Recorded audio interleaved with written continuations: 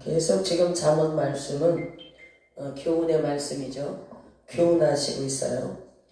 우리가 이 땅에 하나님의 백성으로 살아가는 그 삶을 어떻게 하면 아름답게, 의롭게, 건강하게, 지혜롭게 하나님을 경외하고 그렇게 살아가나. 세상 사람들과 같이 살아가지 않고 하나님의 뜻대로 말씀대로 우리가 그 교훈을 삼아서 살아갈 때는 우리 삶에 늘 평탄한 길을 하나님이 열어놓으실 줄 믿습니다. 또 평탄치 않은 길이 우리 앞에 있다 할지라도 우리가 넘어지려고 할 때 성령님이 붙잡아 주십니다. 그래서 완전히 넘어져 꼬꾸라지지 않도록 그렇게 성령님이 붙들어 주십니다. 그게 믿지 않는 자와 믿는 자의 차이죠. 그렇죠? 믿는 자는 분명히 성령님께서 여러분 보이지 않잖아요. 그러나 여러분 안에 계시잖아요. 여러분 안에서 언제까지 계시느냐? 여러분을 하나님 앞에 데려다가 딱 인계시켜 줄 때까지 여러분 안에 계십니다. 아멘. 놀라워요. 우리가 그것을 여러분이 마음으로 믿어지기 원합니다. 그래서 우리는 혼자가 아니에요. 이렇게 볼 때 내가 혼자 같지만 여러분 혼자가 아닙니다. 그분이 계십니다. 아멘. 그분이 계시다는 거예요. 여러분 마음이 배려한 자는 자기 행위로 보응이 만족하겠고 선한 사람도 자기 행위로 그러하리라.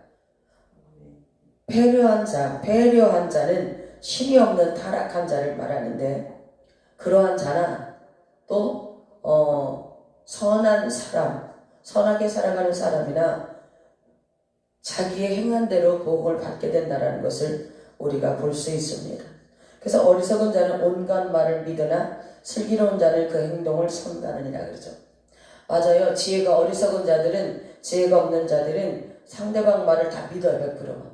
믿어가지고 거기에 상처받고 넘어지고 자빠지고 그럽니다. 예전에 제가 그랬어요. 남편이 말하는 걸 다 믿었어요. 바보같이. 근데 말씀을 진리를 깨닫다 보니까 내가 속았구나 이걸 알게 되는 거예요. 그래서 우리는 우리 안에 하나님이 주시는 지혜가 여러분 옳고 그름을 구별시켜 준다는 것을 기억하시고 하나님 앞에 여러분이 지혜가 없다라면 하나님 신령한 지혜로 덧입혀 주시라고 그렇게 마음에 지혜가 있게 달라고 기도하시고 성경에서는 훈계를 지킬 때 지혜가 생겨진다고 그랬죠. 훈계와 교훈을 지키고 살아가면 여러분은 지혜가 생겨집니다. 반짝반짝 채소처럼 반짝반짝 지혜가 생겨지고 샛별이 뜨는 것처럼 지혜가 생겨집니다.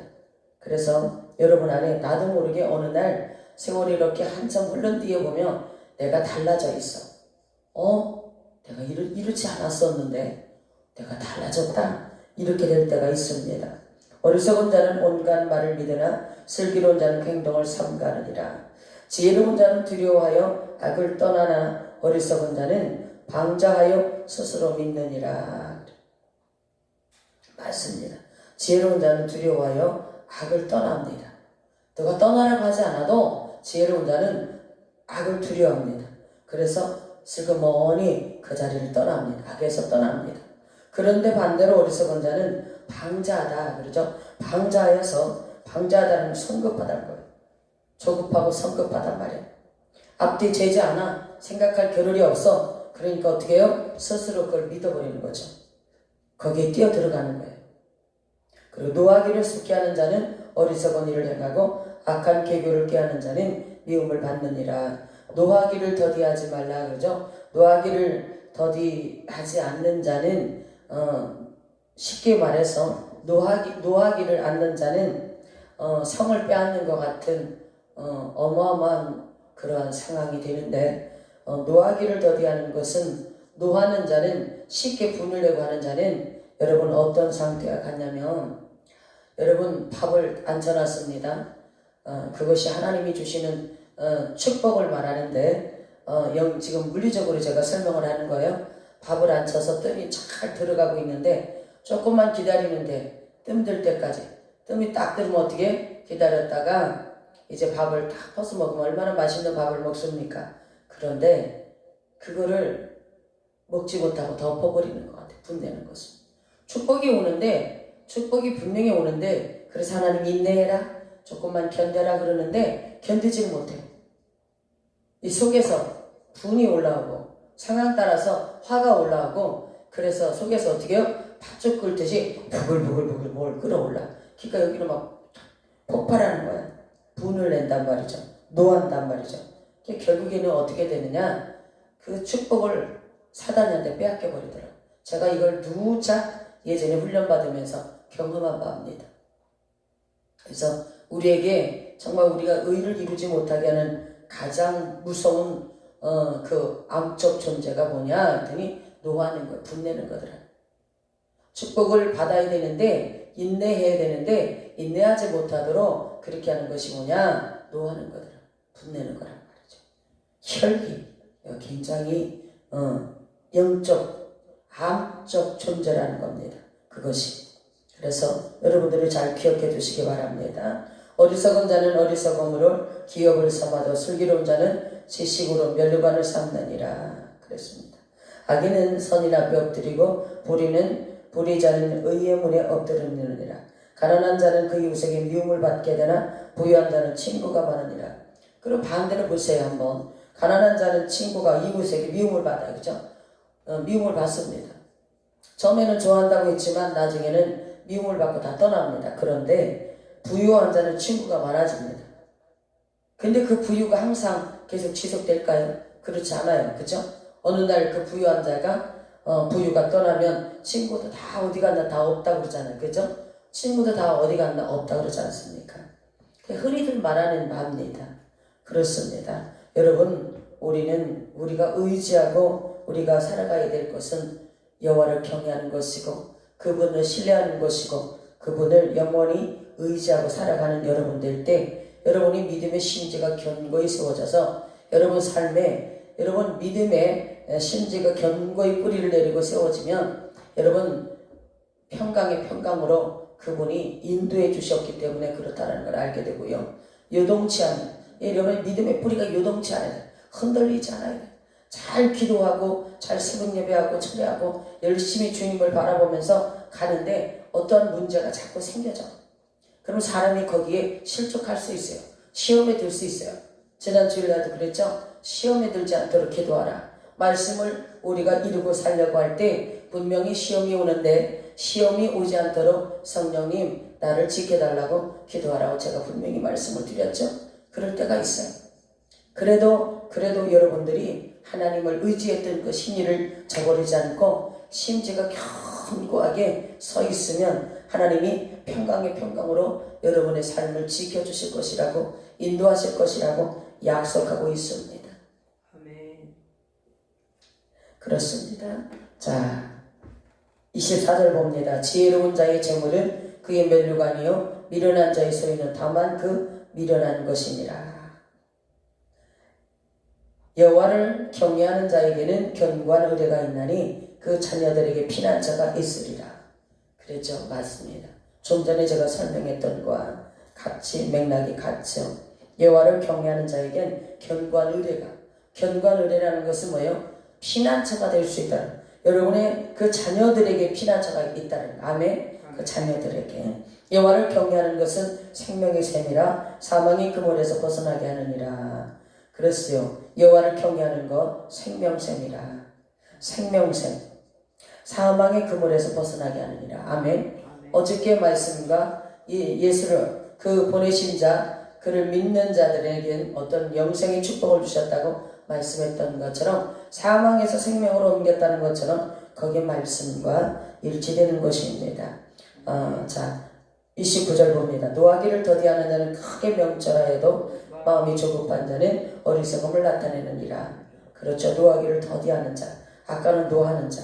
그렇죠. 노하기를 더디하는 자는 크게 명철하여도 마음이 조급한 자는 어리석음을 나타내. 조급하다는 것은 뭐냐면 앞뒤 정황을 깊이 사려 깊게 생각하지 않는다라는 거예요. 내가 이 말을 내뱉으면, 내가 이렇게 행동하면, 내가 이렇게 하면 어떠한 파장이 올까, 이러한 것들을 엄밀히 이렇게 생각을 해야 돼요. 어떠한 일을 행동으로 옮기기 전에, 말을 내뱉기 전에 먼저 생각을 해야 된다는 거예요. 그러고서 우리가 조심스럽게 행동을 해야 되는데 그냥 이 어리석은 자들은 행동이 앞서간단 말이에요. 생각할 겨를이 없어. 이거 조급함은 정말 중요한 것들을 상실하게 만들어요. 저도 조급함 때문에 이 무릎을 다리를 다쳤었는데 조급함 때문에 기다리고 참고 인내하고 생각하고 이러한 것들을 해야 되는데 그냥 조급함 가서 행동으로 직결시켜버려요. 여러분도 조급함이 있다면 버리시기 바랍니다. 30절 봅니다. 마음의 화평은 육신의 생명이나 시기는 뼈의 썩음이니라. 그렇습니다. 화평하는 자는 하나님의 아들이라 일컬음을 받을 것이라고 마태복음 5장 8절에 말씀하고 있는데, 여러분, 육신의 생명이나 시기는 뼈의 썩음이다 그래요. 시기는 뼈를 썩게 한다는 거예요. 시기는. 예전에 그러죠. 사촌이 땅 사면 배 아프다고 그런 속담이 있듯이 내 형제 누군가가 잘 되고 누가 잘 되면 시기 나. 근데 그 시기는 뼈를 썩음이라는 거예요. 뼈가 막 썩어들어 같은 고통. 자, 가난한 사람은 학대하는 자는 그를 지으신 자를 멸시하는 자예요. 공핍한 사람을 불쌍히 여기는 자는 주를 존경하는 자니라 그래요. 여러분들이 성도들을 예를 들어서 가난한 자들을 베풀고 나눠주고 구제하는 삶은 그러한 삶 어떤 것이냐? 하나님이 여러분에게 빚진 자가 되는 거예요. 결국에는. 그래서 하나님은 가난한 자, 그와 과부, 구약 시대는 이삭을 농부들이 추수를 하면 그 떨어진 이삭을 줍지 말라고 하시죠. 왜 그랬을까요? 타국에서 온 사람들, 가난한 사람들을 그런 사람들 가다 주워다 먹어야 돼. 그런 사람들에게 양식이 될 수 있기 때문에 그걸 다 줍지 말라고 하나님 그렇게 명하신 것처럼 우리는 당연히 우리가 살만 하면 도와야 돼요. 근데 어떤 사람들은 돕지 말아야 되느냐? 그 재물을 가지고 도와준 재물을 가지고 도박을 하고 게임을 하고 술 마시고 이런 사람들은 도우면 안 돼요. 죄 짓는 데 사용하는 그 재물은 돕는 자까지도 망합니다. 그래서 우리가 잘 구별하고 지혜롭게 나가는 삶이 되기를 원합니다. 32절부터 하기는 그 환난에 엎드러져도 의인은 그 죽음에도 소망이 있느니라. 지혜는 명철한 자의 마음에 머물거니와 미련한 자의 속에 있는 것을 나타내느니라. 의인은 나라를 영화롭게 하고 죄는 백성을 욕되게 하느니라. 슬기롭게 행하는 신하는 왕의 은총을 입고 욕을 끼치는 신하는 그의 진노를 당하느니라. 지혜는 명철한 자의 마음에 머물러요. 그죠?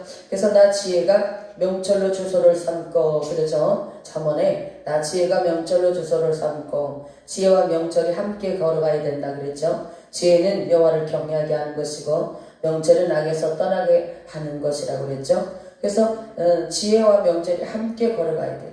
그래서 지혜는 명철한 자의 마음에 머물거니와 그랬죠? 그러니까 지혜는 명철을 좋아하는 거야. 명철도 지혜를 좋아하는 거고. 그래서 하나가 되어져서 그 마음에 머무릅니다. 그래서 정말 그 사람을